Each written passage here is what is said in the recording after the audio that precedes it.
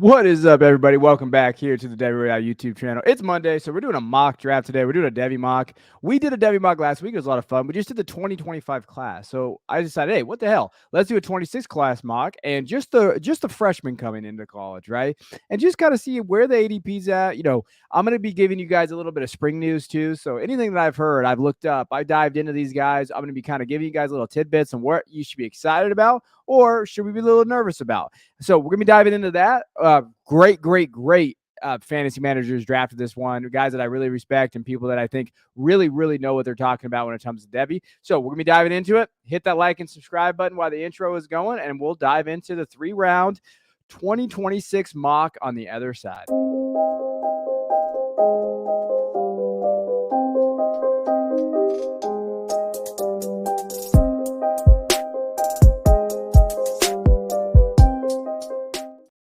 All right, let's get into it. Let's talk about kind of where we're seeing these guys get drafted, and we're just going to go one by one through the first round, and I can give you guys a little bit of news. So, Zachariah Branch, USC wide receiver, is kind of getting that guy that he's kind of been around this ADP this entire offseason, right? 5'10", 172. Senior stats, you see that there, 12 games, 45 receptions, 753 yards, and 11 touchdowns. As far as the spring update, he came out ready to go. Dennis Simmons, he's the assistant head coach, outside wide receivers coach, kind of passing game guy.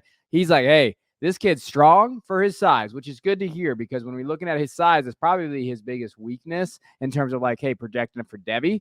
He's incredibly fast for his size. He's able to extend and catch radius. He goes from 0 to 100, one of the best receivers we've had in this program. And generally speaking, just guys that they've recruited. That's excellent news if you're a Zachariah Branch fan, right? That is from an assistant coach. The guy's going to get him involved.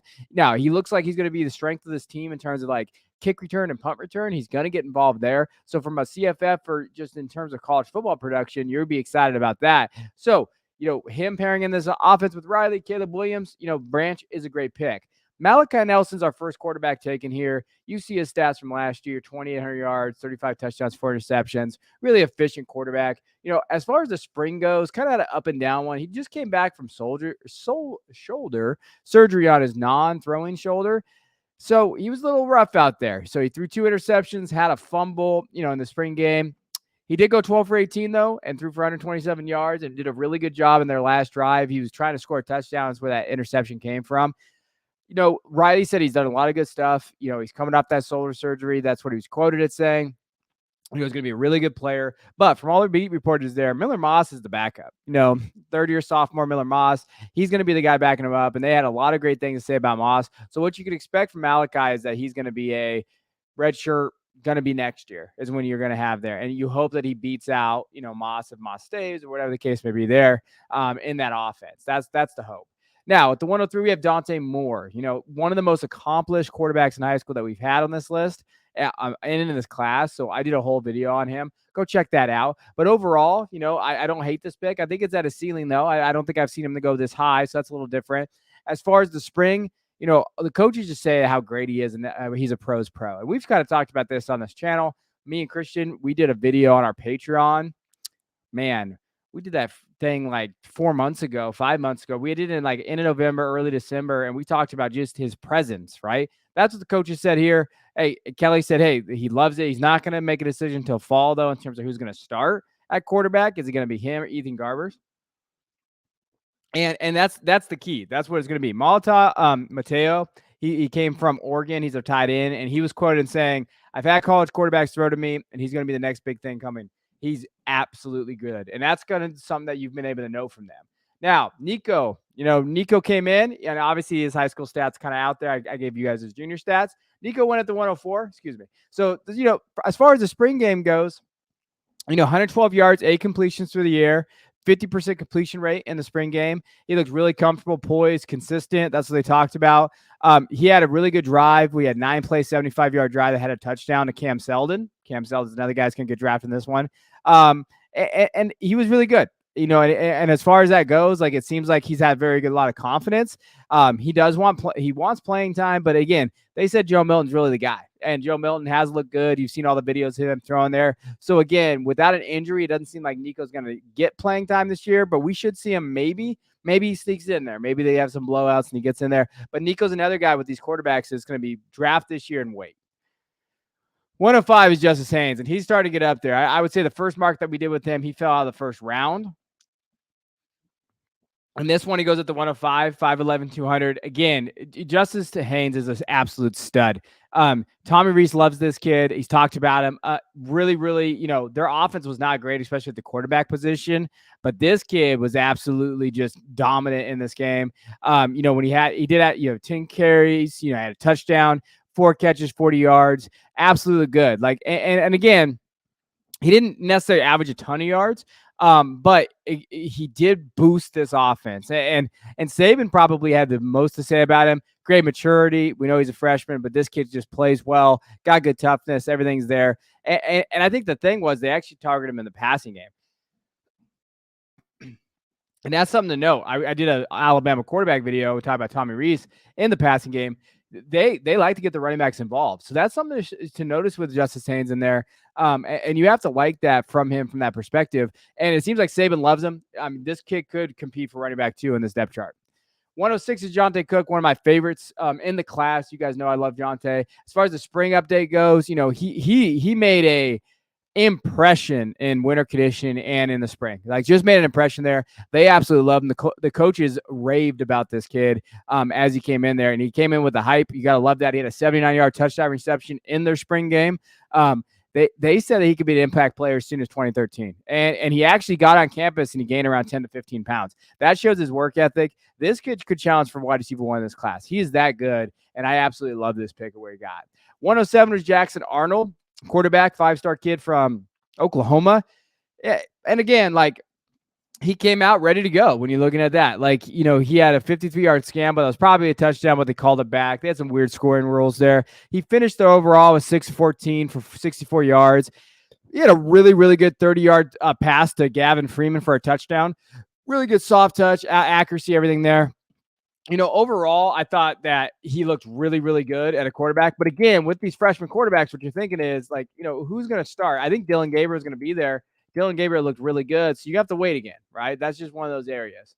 Brandon Ennis got drafted to the 108, 6'2", 215 going to Ohio State. What does that look like for the spring? He didn't enroll. So that is the one thing that, Ennis is going to be one of those kids that did not come, didn't enroll for whatever reason.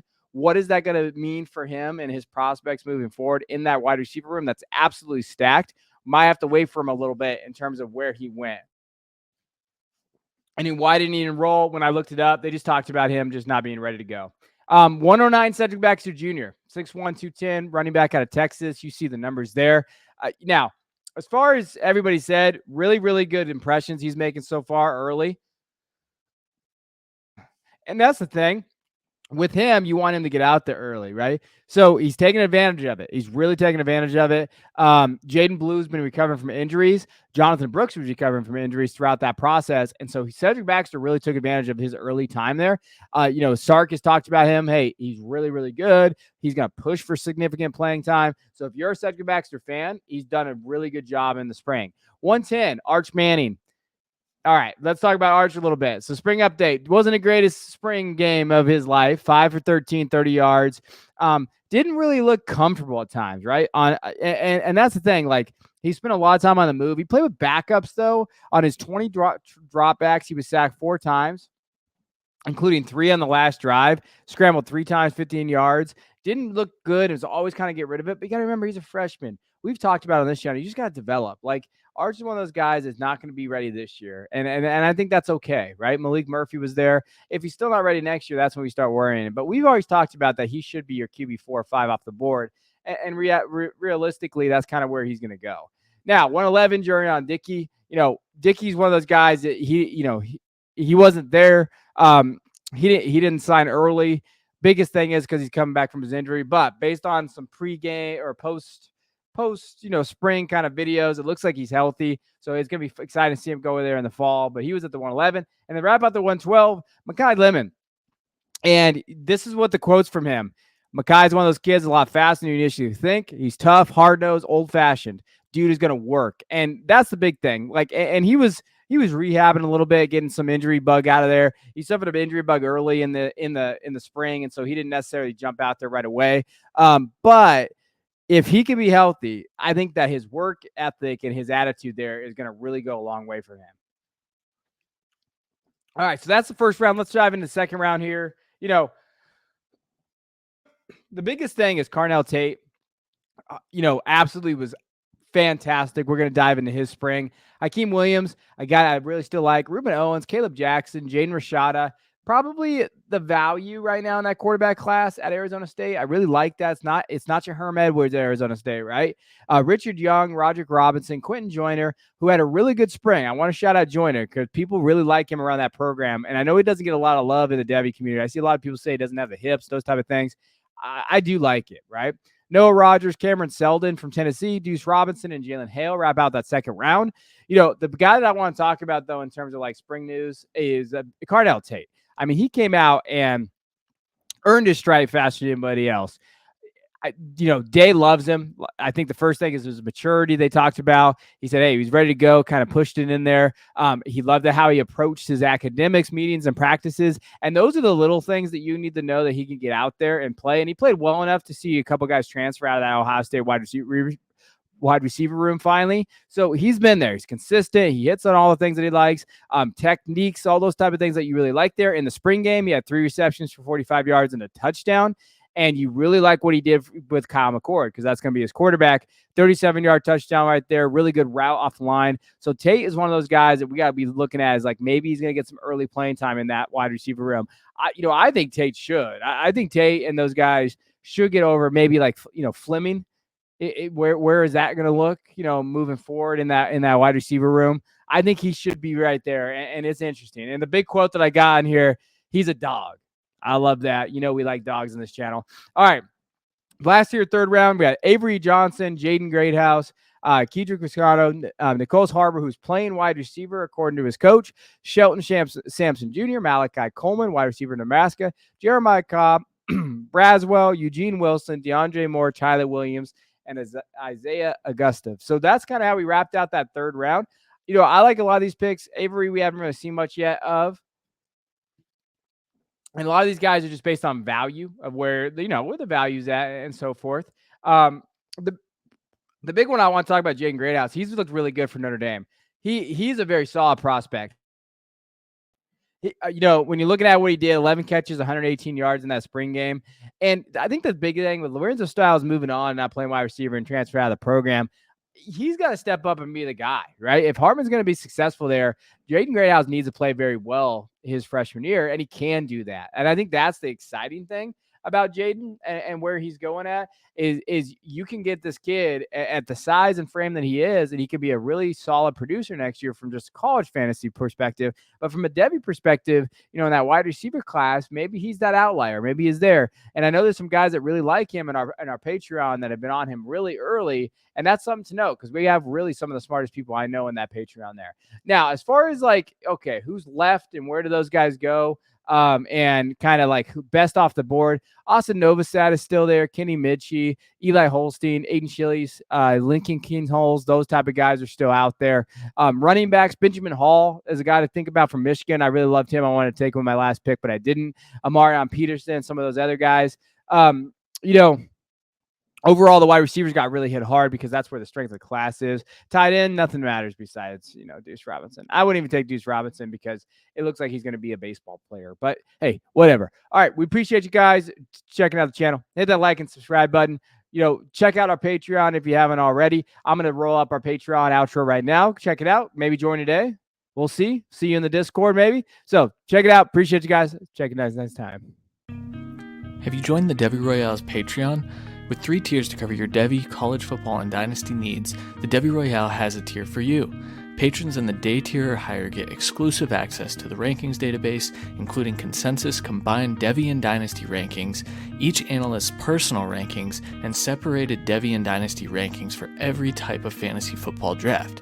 Patrons in all tiers get access to the incredibly active Discord server, in which our community collectively helps each other win fantasy leagues and has fun in the process.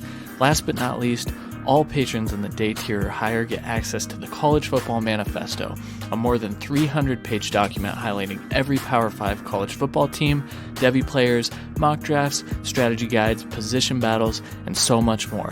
Head to patreon.com/the Devy Royale to join today.